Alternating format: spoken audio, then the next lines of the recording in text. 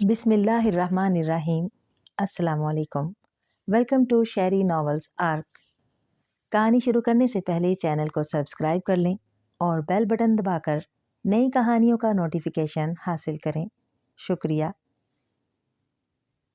पेश खिदमत है खौफ व दहशत से भरपूर सनसनीखेज कहानी आसिफ का वजूद। मैं एक राइटर हूँ, पेशावर नहीं। पेशावर से मुराद ये हरगज़ नहीं जो अपनी कहानियाँ मुआवजा लेकर दे, बल्कि मैं पेशावर राइटर उसको कहता हूँ जो इदारों के कहने पर उन मौज़ूआत पर कहानियाँ लिखते जो उसे खुद भी पसंद ना हो, मगर पैसों के एवज़ उन मौज़ूआत पर लिखते। मैं हकीकत पसंद हूँ और जानता हूँ कि कहानियाँ ऐसी ही लिखी जानी चाहिए जिन्हें अकल तस्लीम करती हो।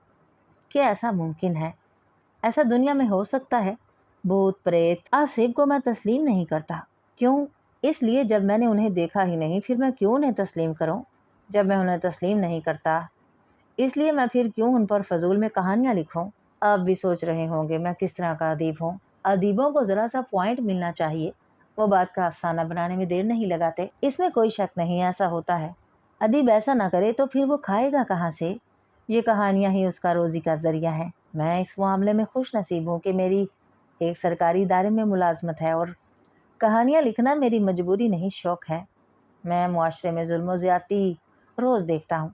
मेरा कलम खुद ब खुद उन बुराइयों के ख़िलाफ़ चलने लगता है। मेरा तबादला एक छोटे से गांव में कर दिया गया। उसमें मेरी खुशी शामिल नहीं, बल्कि सज़ा के तौर पर किया गया था। मेरे अफसरान को मेरा सच बोलना पसंद नहीं था।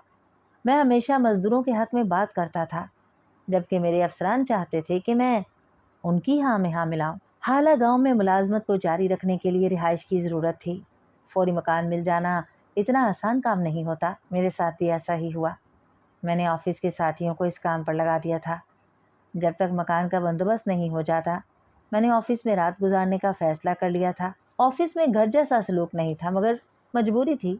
मैं अपने अफसरान की मिन्नत समाजत करके तबादले के अहकामात मनसूख करा सकता था, मगर मैं ऐसा इसलिए नहीं कर रहा था कि फिर मुझे उनकी हाँ में हाँ मिलानी पड़ती, जो मेरे दिल को गवारा नहीं थी। एक हफ्ता गुजर जाने पर भी मेरे लिए मकान का बंदोबस्त न होने पर मैं अपने असिस्टेंट पर बरस पड़ा। तुम गांव के मकामी होने पर भी मेरे रहने के लिए एक मकान का बंदोबस्त नहीं कर सके। क्या बताऊं साईं, मुझे खुद शर्मिंदगी हो रही है। इत्तेफाक से एक भी किराए का मकान खाली नहीं है। असिस्टेंट मेहरबान ने कहा। क्या एक मकान भी खाली नहीं है? इतनी बड़ी आबादी के गांव में एक मकान भी किराए पर नहीं मिल सकता?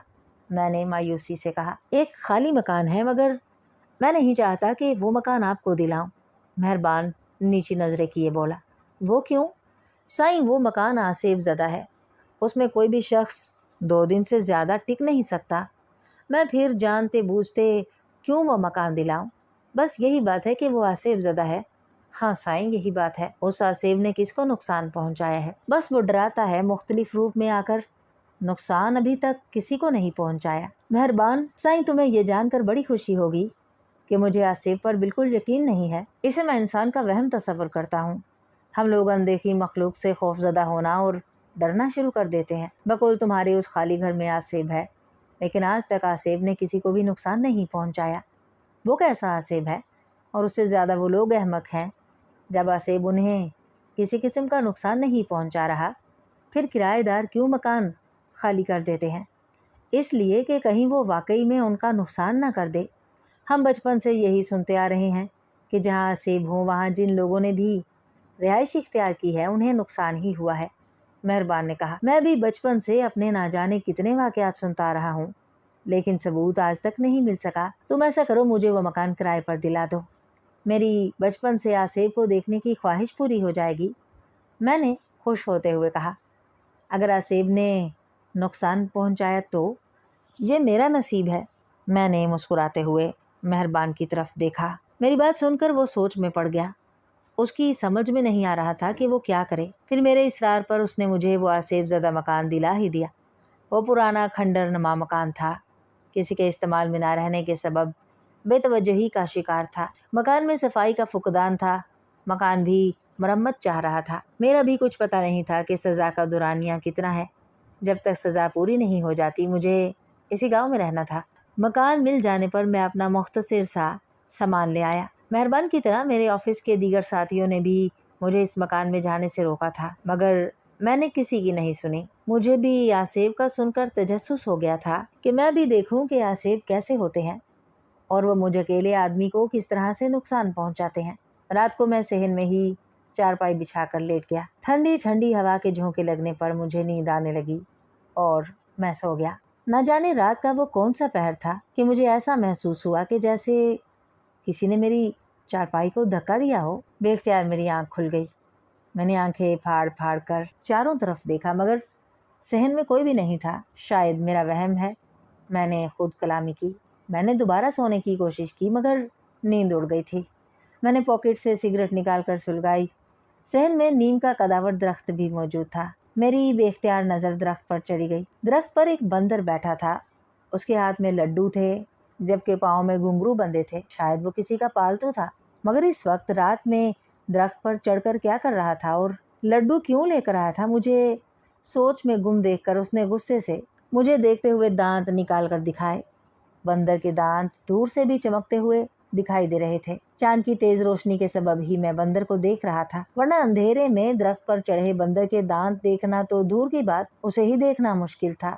मेरे किसी भी किस्म का रद्देमल जाहिर ना करने पर वो चीखता चिल्लाता वहां से भाग गया। सिगरेट खत्म हो जाने पर भी मैं दोबारा से चारपाई पर लेट गया।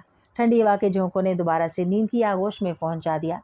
जब आँख खुली तो सुबह हो चुकी थी। मैंने ऑफिस के साथियों को रात में बंदर के दरख्त पर आने का वाकया सुनाया। वो एक दूसरे की सूरत देखने लगे। ये बंदर किसने पाला हुआ है? मैंने पूछा। गांव में तो किसी के पास भी बंदर नहीं है, मेहरबान ने बताया। कमाल है, फिर वो बंदर कहाँ से आ गया? मैंने कहा। वह ज़रूर आसेब है, बंदर की सूरत में डराने आया होगा, मेहरबान ने कहा। अच्छा, वो मुझे डराने आया था, फिर वो मुझसे डर कर क्यों भाग गया? मैंने कहा। ये उसकी तरफ से वार्निंग होगी। अच्छा, वो मुझे वार्निंग देने आया था कि मैं घर खाली कर दूं? मैं मुस्कुराया।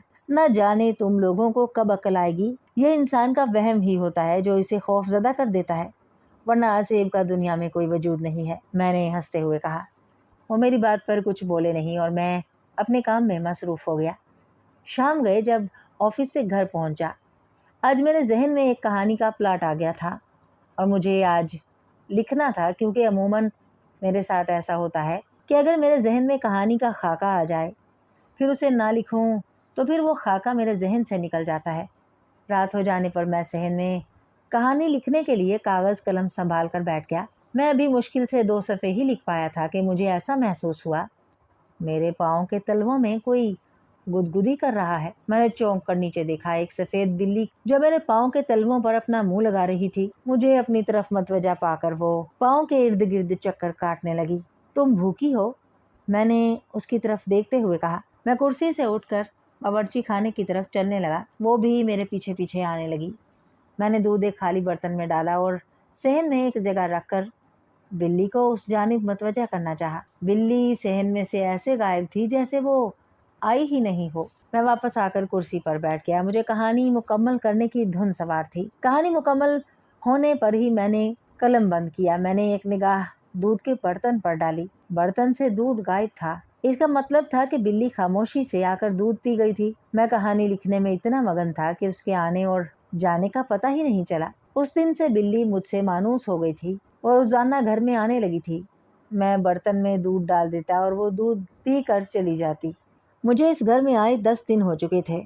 मुझे किसी आसेब ने तंग नहीं किया था, जिसका मतलब यही था कि इस घर में आसेब का वजूद ही नहीं है। लोगों ने ऐसे ही बदनाम किया हुआ है। मुमकिन है इस मालिक मकान के मोहल्ले वालों से ताल्लुकात अच्छे ना हों और मोहल्ले के लोगों ने उसे नुकसान पहुंचाने को मकान के बारे में मशहूर कर दिया हो कि ये आसेब ज़दा है, ताकि कोई भी किराएदार ना आए, और जो आए उसे वो इतना डरा ज़रूर देते हैं कि वो वहम में मुब्तला होकर हर गैर मामूली बात को आसेब समझ बैठते हों। ये बात मेरे जहन में इसलिए आई कि हमारे मोहल्ले में एक खाली मैदान था। गर्मी के दिनों में उसमें बुजुर्ग और बच्चे शाम से रात गए तक बैठा करते थे। गर्मी के दिनों में मैदान में हवा बहुत अच्छी होती थी, इसलिए गर्मी के सताए अपने जिस्म को ठंडा करने को वहाँ आ जाते थे। एक शाम मैंने सुना कि मैदान में आसेब आ गया है। आसेब की खबर से मुझे वहाँ शाम में आने वालों ने वहाँ का रुख करना बंद कर दिया था। बच्चे भी रात में वहाँ से जाने से कतराने लगे थे।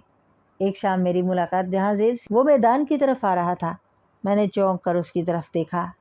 हाँ भाई, यहाँ से कैसे आ रहे हो? मैं काम से गया था। मैदान में सन्नाटा है, आसेब का राज हो गया है। मैं कहा, हाँ भाई, ये हकीकत है कि वहाँ अचानक से आसेब आ गया है, वो नज़र भी नहीं आता। मेरे सामने की बात है कि अचानक से काशिफ के मुंह पर ज़ोरदार थप्पड़ पड़ा। उसका गाल भी सुर्ख हो गया था। हो सकता है किसी मच्छर ने काट लिया हो जिससे गाल सुर्ख हो गया हो। मैंने कहा, यार तुम हर बात को मजाक में ले जाते हो। दरख्त की शाखों को जोर जोर से हिला रहा था। और उसे तुम मच्छर कह रहे हो? वो बोला, मुझे दाल में काला नजर आ रहा है। लोग आसेब की वजह से मैदान में जाने से कतरा रहे हैं और तुम मैदान से आ रहे हो। मैंने कब कहा कि मैं मैदान में गया था? मैदान के पास से कई गलियां निकल रही थी। उन गलियों से आने का ये मतलब हरगिज नहीं कि मैं मैदान से आ रहा हूँ। जहाँ ज़ेब ने मुंह बनाया। जहाँ ज़ेब, काशिफ, नज़ीर, वकार, ये शरारती टोला था। बचपन में भी इनकी शरारतें बहुत मशहूर थी और अब ये ग्रुप शरारतों के हवाले से मशहूर था। आए दिन लोगों को तंग करना उनका महबूब मशगला था। सच्ची बात ये थी कि मुझे जहाँ ज़ेब की बात सुनकर शक पैदा हो गया था कि ज़रूर आसेब की आड़ में उन्हीं ग्रुप का हाथ है। अभी मुश्किल से 1 माह भी नहीं गुजरा था कि रात में दूध लेने को घर से निकला था कि मैदान के करीब से गुजरते हुए मुझे मैदान से शोर शराबे की आवाज़ें सुनाई दी। मुझे तजस्सुस हुआ कि देखूं कि क्या माजरा है। मैदान में मोहल्ले के लोग जमा थे और जहाँ ज़ेब ग्रुप की पिटाई लग रही थी। मुझे मालूम करने पर पता चला कि मैदान के सामने चंद घर थे। उन घरानों की लड़कियों से इश्क या चक्कर चलाने से उन्होंने आसेब का ड्रामा रचाया था। मैदान में बड़ों और बच्चों की मौजूदगी में उनका इश्क या चक्कर नहीं चल सकता था।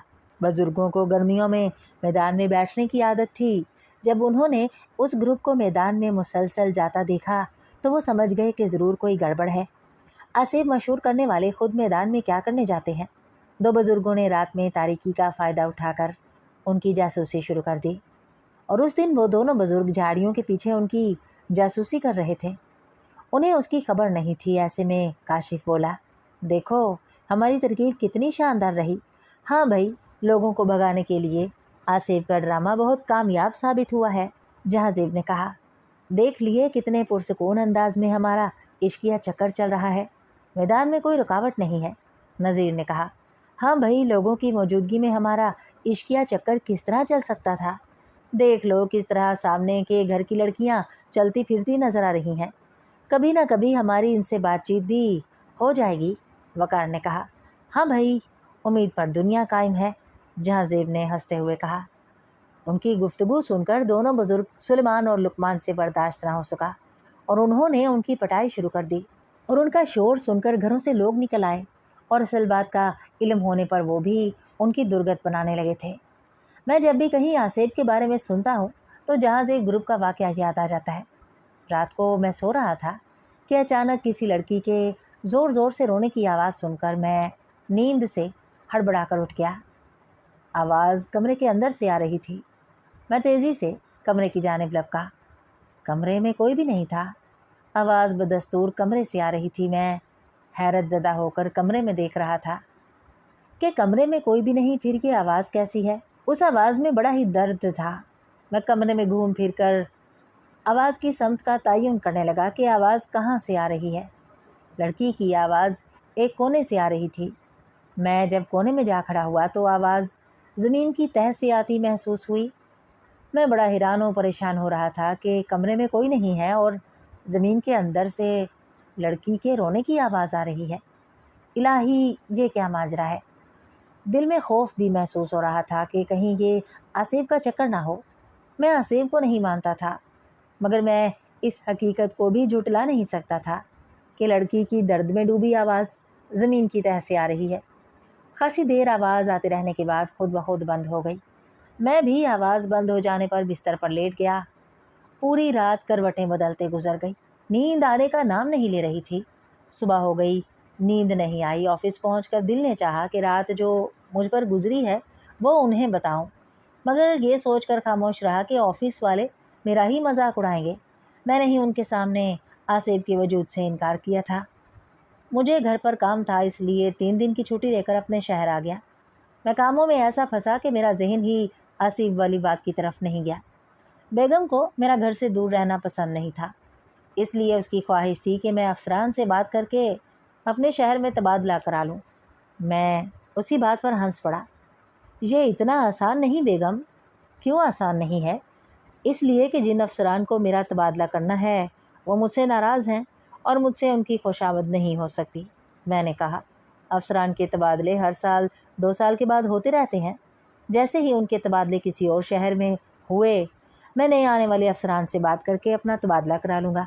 جب افسران سے بات چیت کر کے تبادلہ ہو سکتا ہے تو پھر موجودہ افسران سے کیوں بات نہیں ہو سکتی؟ بیگم نے کہا۔ بات انا کی ہے، میں کسی بھی صورت نہیں چاہوں گا کہ میری انا مجروح ہو جائے۔ میں نے کہا۔ بیگم میری بات سن کر خاموش ہو گئیں۔ وہ جانتی تھی کہ میں ضدی طبیعت واقع ہوا ہوں، جو فیصلہ کر لوں پھر اسے واپس نہیں لیتا۔ چھٹیاں ختم ہو جانے پر میں پھر کرائے کے مکان میں تھا۔ رات میں سفر کی تھکن سے میرا برا حال تھا، اس لیے میں جیسے ہی کمرے میں بچھی چارپائی پر آرام کرنے کو لیٹا، نیند آ گئی۔ بے سدھ سو گیا۔ چارپائی کے ہلنے پر میری آنکھ کھل گئی۔ مجھے ایسا محسوس ہوا جیسے کمرے میں کوئی ہے۔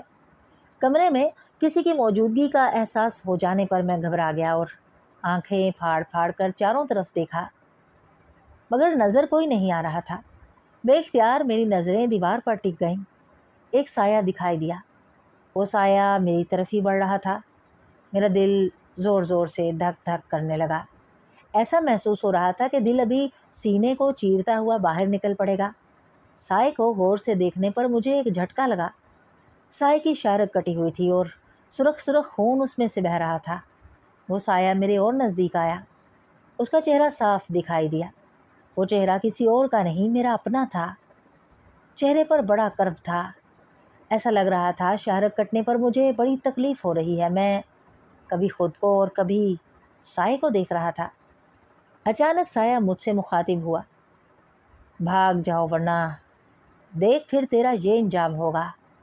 بھاگ جانے میں تیرے لیے عافیت ہے، سوچ لے ابھی تیرے پاس وقت ہے۔ یہ کہتے ہوئے وہ سایہ اچانک سے غائب ہو گیا۔ کمرے میں میاؤں کی آواز سن کر میں چونکا۔ سفید بلی دروازہ کھلا رہ جانے پر کمرے میں داخل ہو گئی تھی۔ میں ایسا بے سدھ پڑا تھا کہ مجھے یاد ہی نہیں رہا کہ بلی کو دودھ دینا ہے۔ میرا پورا جسم پسینے میں نہایا ہوا تھا۔ میں نے چارپائی سے اٹھ کر پہلے بلی کو دودھ دیا اور خود پانی پی کر پیاس بجھائی۔ میں اس وقت واقعی بہت خوف زدہ تھا اور خود کو کوس رہا تھا کہ میں نے جلد بازی سے کام لیا۔ تھوڑا اور صبر کر لینے پر شاید کوئی دوسرا مکان مل جاتا۔ سونے کے لیے آفس بھی کوئی بری جگہ نہیں تھی۔ جب چوکیدار آفس میں سو سکتا ہے، پھر میرے وہاں سونے میں کیا قباحت تھی؟ جو ہونا تھا وہ ہو چکا، اب لکیر پیٹنے کا کوئی فائدہ نہیں تھا۔ میں نے سگریٹ سلگائی اور پینے لگا۔ 1 2 3 غرض کئی سگریٹ پی گیا۔ میں سگریٹ پینے کا عادی ضرور تھا، لیکن ایک وقت میں اتنی زیادہ سگریٹ نہیں پیتا تھا جتنی آج پی گیا تھا۔ سگریٹ پینے کا ایک فائدہ یہ ہوا کہ میرے ذہن پر جو خوف کے سبب دباؤ تھا وہ کم ہو گیا تھا۔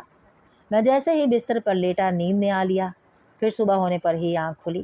بیدار ہونے پر مجھے رات کا واقعہ یاد آ گیا۔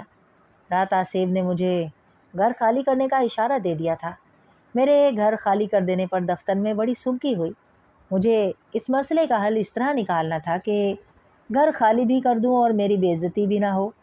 یہی سوچتے ہوئے میں نے دفتر کے ساتھیوں کو مخاطب کرتے ہوئے کہا، ہاں بھائی، مجھے اور کتنے دن آصفی مکان میں رہنا پڑے گا؟ کیا آصف نے ڈرانا شروع کر دیا ہے؟ مہربان زیر لب مسکرایا۔ میری آصف سے ملاقات نہیں ہوئی۔ میں چاہ رہا ہوں اس سے پہلے کہ آصف سے میری ملاقات ہو مکان خالی کر دوں۔ میں نے بات بنائی۔ سائیں، میرا مشورہ ہے جب تک آصف تنگ نہ کرے مکان میں رہتے رہیں۔ جب وہ گھر خالی کرنے کو کہے تو اس سے کہہ دینا کہ کرائے کا مکان دلا دو، میں تمہارا مکان خالی کر دوں گا۔ مہربان نے کہا۔ اس کی بات میں وزن تھا۔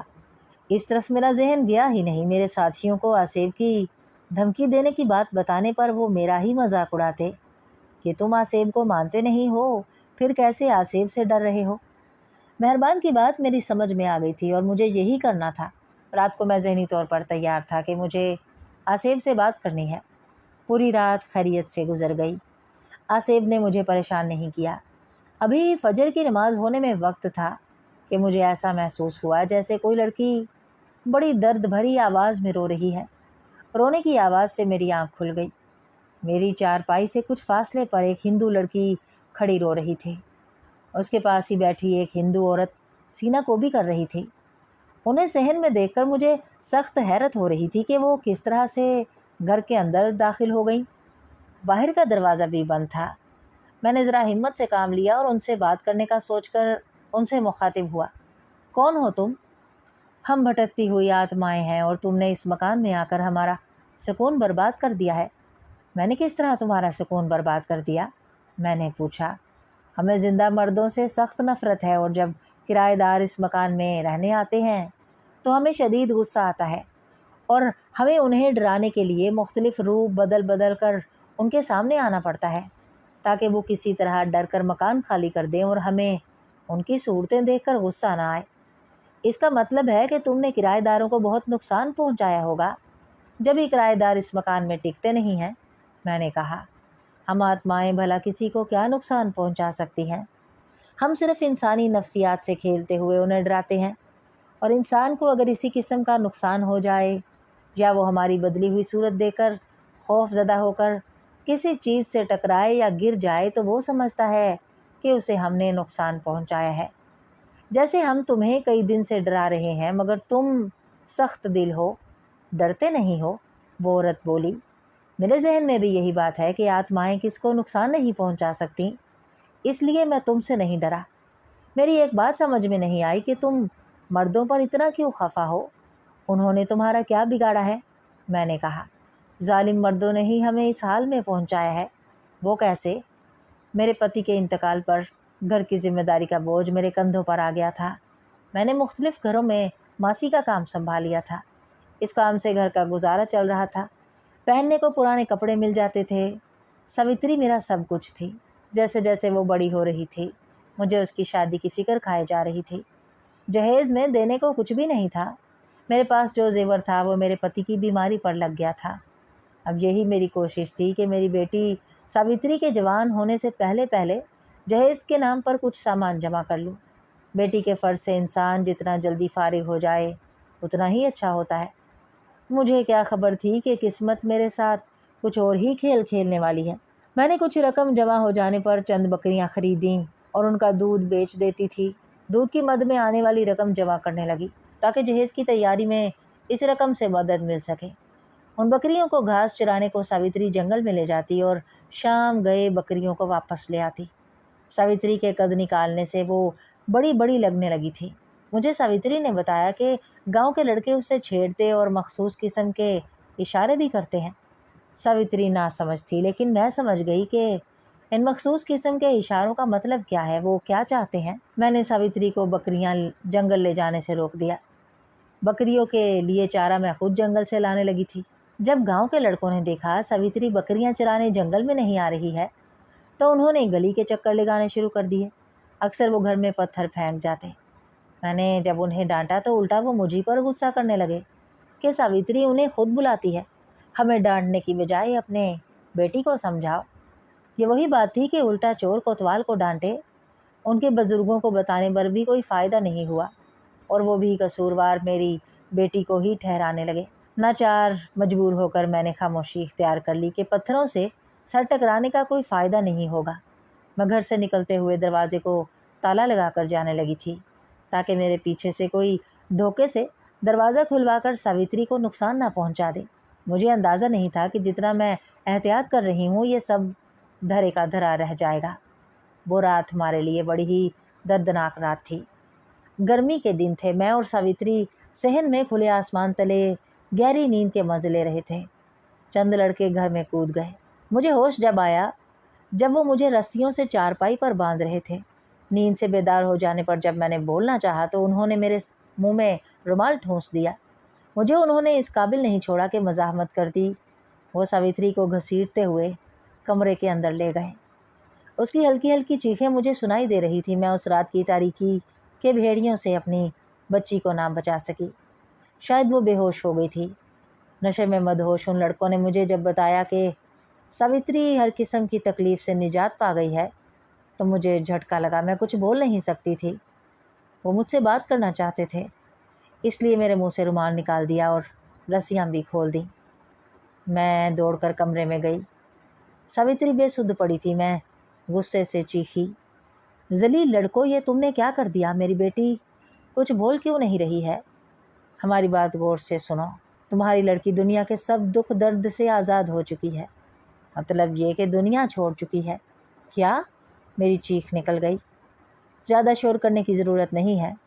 अगर तुमने हमारे मुतल्लिक किसी को कुछ बताया तो समझ लो फिर तुम्हारा भी यही हाल होगा। अगर ज़िंदगी प्यारी है तो अपनी ज़ुबान को बंद रखना। कह देना कि लड़की की अचानक तबीयत ख़राब हो गई थी और फ़ौरन ही वो मर गई। ये कहते हुए वो बाहर को लपके। बेटी के मरने का सुनकर किसको होश रहता है। मैं गुस्से में भरी उन्हें मारने को दौड़ी। उसी वक्त मेरे हाथ में एक ईंट आई तो मैंने वो एक लड़के के दे मारी। ईंट उसके सर पर लगी, वो चकरा कर ज़मीन पर गिरा। उसके साथियों ने जो ये मंजर देखा वो गुस्से में मेरी तरफ लपके। उनके पास खंजर थे। खंजरों के पै दर पै वार करके मुझे ज़ख्मी कर दिया और मेरे बेसुध होने पर उन्हें होश आ गया। उनमें से एक बोला, अब क्या करें, भाग चलो। दूसरा बोला, बेवकूफ़, ये एक कत्ल नहीं 2 कत्ल हुए हैं, कहीं पुलिस तफ्तीश करती हुई हम तक ना पहुंच जाए। तीसरा बोला, हमें इनकी लाशें छुपा देनी चाहिए, अभी रात बहुत बाकी है। उसकी बातों पर सब ने इत्तेफाक किया और उन्होंने कमरे में गड्ढा खोदकर सावित्री और मेरी लाश को दफन कर दिया। ये काम करके वो फ़रार हो गए। घर का दरवाज़ा वो खोल कर गए थे, इसलिए किसी का जहन इस तरफ गया ही नहीं कि हमें कत्ल करके घर में दफन कर दिया गया है। मोहल्ले वालों की तरफ से हमारी पुरस्रार गुमशुदगी की रिपोर्ट थाने में दर्ज कराने पर पुलिस ने रस्मी कार्रवाई करके मुकदमे की फ़ाइल बंद कर दी। अभी कुछ ही दिन गुजरे थे कि इन आवारा लड़कों ने घर पर कब्ज़ा करने की गर्ज से घर में आना शुरू कर दिया। उनका घर पर कब्ज़ा करके अय्याशी करने का प्रोग्राम था। हमारी आत्माएं उनका कुछ बिगाड़ नहीं सकती थीं, चूँकि हमें हमारी रसूमात किए बगैर दफन किया गया था। इसलिए हमारी आत्माएं भटक रही थी। हम माँ बेटी उनके जुल्म का शिकार हुई थी, इसलिए ये किस तरह बर्दाश्त करती कि वो हमारे ही घर में अय्याशी करें। इसलिए हमने उन्हें डराना शुरू कर दिया। वो घबरा गई और फिर इधर का रुख नहीं किया। क्या खाली घर देखकर पड़ोसियों ने उस पर कब्ज़ा कर लिया? उन्हें भी हमने तंग किया, इसलिए उन्होंने घर पर अपना कब्ज़ा बरकरार रखने के लिए घर को किराए पर देना शुरू कर दिया। हर किराएदार इस घर को आसेब ज़दा समझकर भागने लगा। और फिर एक दिन आया कि कोई भी किराएदार इस घर में आने को तैयार नहीं होता था। हम जो चाहते थे वो मकसद पूरा हो गया था। जिन लड़कों ने हमारे साथ जुल्म किया था वो भी जहरीली शराब पीने से हलाक हो गए थे। उस दिन हमें मर्दों से जो नफ़रत हुई है उसमें कोई कमी नहीं आई। हमें इस घर में मर्दों का वजूद पसंद नहीं है। तुम्हारे आने से हमने यही सोचा था कि तुम भी आसेबी चक्कर समझकर घर से भाग जाओगे, मगर ऐसा लगता है कि तुम्हें आसेब पर यकीन नहीं है या आसेब से डरते नहीं हो। तुमने ठीक ही कहा है कि मुझे वाकई आसेब पर यकीन नहीं था, लेकिन इस घर में आने के बाद यकीन आ गया है कि दुनिया में आसेब का वजूद है। मैंने कहा, फिर तुम यहाँ से भागते क्यों नहीं? वो बोली, मुझे किराए का मकान नहीं मिल रहा है, इसलिए मैं यहाँ रहने पर मजबूर हूँ। तुम्हें इस घर से जाना होगा, वरना। वो कहते कहते रुक गई। वरना क्या? मैंने मुस्कुराते हुए उसकी तरफ देखा। तुम मेरा कुछ नहीं बिगाड़ सकती, इसका तुमने खुद एतराफ़ कर लिया है। वैसे भी तुम्हारे साथ जिन लोगों ने जुल्म किया वो जहरीली शराब पीकर हलाक हो चुके हैं। फिर तुम क्यों दूसरे मर्दों से नफ़रत करती हो? मैंने कहा, इसलिए कि हम पर मर्दों ने ही जुल्म किया है। क्या ऐसा नहीं हो सकता कि तुम दूसरे मुर्दों की तरह सुकून की नींद सो जाओ? हाँ, हो सकता है, अगर हमारे ढांचों को ज़मीन से निकाल कर हमारी रसूमात पूरी करती जाएं। वो बोली, ठीक है, मैं तुम्हारी रसूमात पूरी करवा देता हूँ। मैंने कहा, तुम ऐसा नहीं करोगे? वो गुस्से से बोली, मुझे कौन रोकेगा? मैं भी गुस्से में आ गया। मेरा गुस्से में आना वजह था। जिन लोगों ने उनके साथ ज़्यादती की थी वो खुद अपने इंजाम को पहुंच चुके थे। फिर वो दूसरे लोगों को घर में क्यों नहीं रहने देना चाहती थी? दूसरों ने उनका क्या बिगाड़ा था? मेरा भी कुछ पता नहीं था कि मैं इस गांव में कब तक रहूं, और इस किराए के मकान से अच्छा मकान कहाँ मिल सकता था। उन दोनों माँ बेटी को सुकून की नींद सुलाना ज़रूरी हो गया था। पेशेमाम और मोहल्ले के लोगों के मशवरे से उन दोनों माँ बेटी के ढांचों को ज़मीन से निकाल कर चीता के सुपुर्द कर दिया गया। इलाके के लोग मुझसे खुश हो गए। मैंने 2 काम कर दिए थे। पहला काम उन दोनों माँ बेटी की पुरस्रार गुमशुदगी के राज से पर्दा उठा दिया था, और दूसरा काम इस घर से आसेब का ख़ात्मा करा दिया था। मैं भी खुश और मुतमईन था कि मैंने जो काम किया है उसके नतीजे में इस मकान में सुकून के साथ रह सकूँगा। जब तक मेरा तबादला शहर में नहीं हो जाता मुझे कोई दूसरा किराए का मकान ढूंढने की ज़रूरत नहीं। ऑफिस के साथियों पर मेरी धाक बैठ गई थी कि मैंने आसेब का डट कर मुकाबला किया और आसेब को ही घर से निकाल फेंका।